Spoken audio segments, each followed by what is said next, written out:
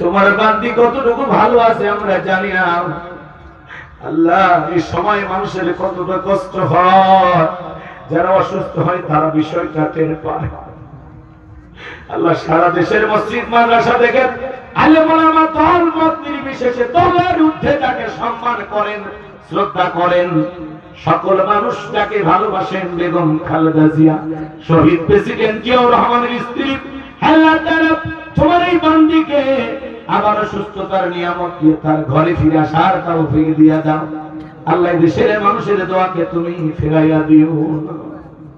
আল্লাহ, তিনবার প্রধানমন্ত্রী, আপসীন দেশপ্রেমিক প্রধানমন্ত্রী বেগম খালেদা জিয়াকে আবার সুস্থ করে দাও।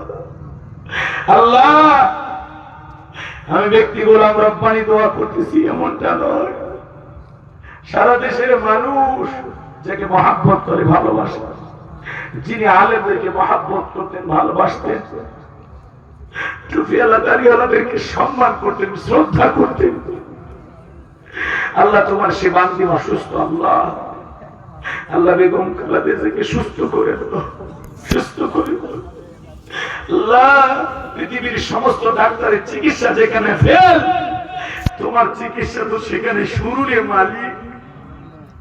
আল্লাহ, তুমি দয়া করে তোমার বান্দিকে আবার সুস্থ করে আমাদের মাঝে বেরাইয়া দাও।